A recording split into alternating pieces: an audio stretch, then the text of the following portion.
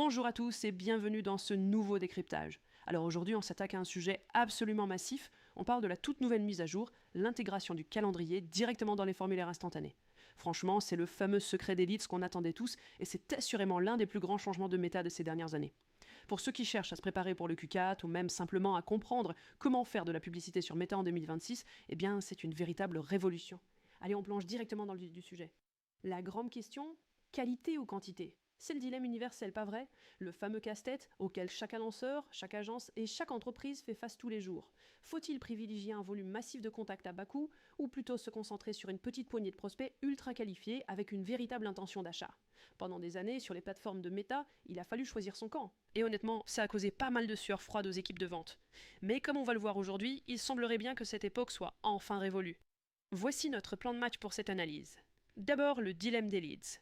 Ensuite, on passera à la solution hybride de Meta, puis au fonctionnement de cette intégration. On verra la configuration en quelques clics et on terminera avec les stratégies et bonnes pratiques. C'est parti. Numéro 1, le fameux dilemme des leads. Le compromis historique de l'industrie, il est assez simple en fait. D'un côté, on a la méthode classique du calendrier sur le site web.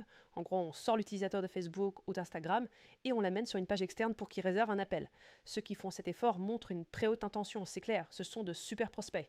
Le hic, cette friction coûte extrêmement cher et génère un volume de leads assez faible. De l'autre côté de la balance, il y a le formulaire instantané natif de Meta. C'est magique pour générer du volume à un coût ridicule. Mais bon, l'intention est souvent tellement basse qu'il devient incroyablement chronophage de courir après des contacts fantômes qui ne répondent jamais. Il fallait vraiment trouver un juste milieu. Numéro 2. La solution hybride d'Ameta.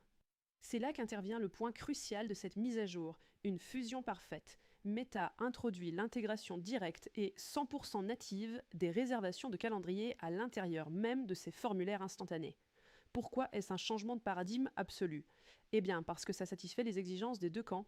Meta obtient exactement ce qu'il veut, il garde l'utilisateur sur son application sans aucune friction externe, et les annonceurs, de leur côté, obtiennent enfin ce qu'ils réclamaient depuis des années, des appels réservés, de haute qualité, par des prospects super engagés, tout en profitant des coûts d'acquisition réduits propres au format natif. C'est du gagnant-gagnant. Passons au numéro 3, le fonctionnement de l'intégration. Concrètement, comment ça marche? Le processus se déroule en 3 petites étapes super fluides. L'utilisateur clique sur la publicité et remplit son formulaire instantané comme d'habitude. Les infos sont d'ailleurs pré-remplies par Meta. Ensuite, sur l'écran final, au lieu du classique bouton pour visiter un site web, on a une nouvelle option, réserver un moment. En cliquant dessus, le calendrier s'ouvre nativement, sans jamais quitter l'application. Pour l'instant, ça passe par des partenaires comme Calendly ou iLevel. Et le détail titu, c'est que les informations saisies à la première étape sont automatiquement transmises au calendrier. Pas besoin de retaper son nom ou son email. Et on le sait très bien, moins de friction égale systématiquement plus de conversion. Et attendez, il y a un formidable filet de sécurité intégré à ce système. Imaginons le scénario suivant. Le prospect remplit le formulaire, arrive sur le calendrier, mais décide à la toute dernière seconde de ne pas bloquer de créneau. Peut-être qu'il manque de temps, peu importe. Avant, avec un site externe, ce contact aurait été purement et simplement perdu. Mais là, les coordonnées initiales sont déjà capturées par le formulaire instantané. Ça veut dire qu'il est toujours comptabilisé comme un lead valide dans le système. Ça offre une seconde chance en or pour le recontacter et finaliser la conversion par email ou par téléphone. C'est juste brillant. Ce qui nous amène au numéro 4. La configuration en quelques clics.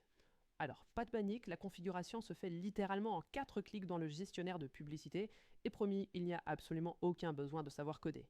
On commence par créer une campagne avec l'objectif de génération de prospects. Ensuite, au niveau de l'ensemble de publicité, on sélectionne l'option formulaire instantané. Et c'est tout simplement au niveau de la publicité elle-même, quand on crée l'écran final de ce nouveau formulaire, qu'il suffit d'ajouter l'action réserver un moment. Il ne reste plus qu'à coller le lien de son calendrier de prise de rendez-vous, et voilà, c'est fait, rien de plus, rien de moins. Bon, il faut quand même gérer les attentes concernant le déploiement. Meta teste d'abord cette fonctionnalité sur un nombre restreint de comptes en se concentrant sur les intégrations avec Calendly et iLevel. Mais des rumeurs très solides indiquent que des plateformes comme HubSpot rejoindraient la liste dès le début du mois d'août. L'objectif final de Meta, c'est une disponibilité globale prévue pour octobre. Donc si l'option n'apparaît pas encore en créant un nouveau formulaire, pas de stress, il suffit de patienter un peu, le déploiement est imminent. Enfin, numéro 5, stratégie et bonne pratique. Ok, parlons stratégie. Voici l'approche un peu contre-intuitive que les experts recommandent pour lancer ce format. Ça s'appelle la friction stratégique. L'erreur classique, ce serait d'ajouter tout de suite plein de questions pour filtrer les leads. Grave erreur. Au contraire, le grand secret, c'est de commencer avec zéro obstacle. Il faut rendre le processus aussi fluide que possible pour générer un gros volume au départ. Le but du jeu, c'est de nourrir l'algorithme d'apprentissage de Meta. Les questions de qualification, comme le budget minimum par exemple, ne doivent être ajoutées que dans un second temps, et seulement si on constate une vraie baisse de la qualité des appels. Cette absence de friction au lancement est absolument cruciale, et ce, pour une raison mathématique toute bête, le chiffre 50. Pour que l'algorithme de Meta puisse bien analyser les données, comprendre qui sont les meilleurs profils et optimiser la diffusion, il a besoin de générer au moins 50 conversions par semaine et par ensemble de publicités. Si on met trop de barrières à l'entrée dès le premier jour, on n'atteint tout simplement jamais ce palier. La campagne reste coincée dans sa phase d'apprentissage et les coûts explosent. C'est mathématique. Bien sûr, ce nouveau flux de prospects demande une hygiène opérationnelle en béton armé. Premièrement, il est impératif de garder ses calendriers parfaitement à jour pour éviter de vendre des créneaux qui n'existent pas. Deuxièmement, il faut utiliser des appels à l'action ultra clairs sur l'écran final comme un gros bouton réservé pour qu'il n'y ait aucune ambiguïté. Troisièmement, la configuration de rappels automatiques par SMS, c'est juste vital pour maximiser le taux de présence.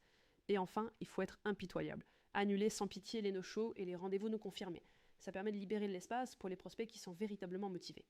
Pour conclure ce décryptage, il est clair que l'achat média évolue à une vitesse fulgurante. En éliminant purement et simplement la barrière entre la plateforme sociale et l'action à forte valeur ajoutée qu'est la réservation, cette approche hybride risque plus fort de devenir la nouvelle norme absolue.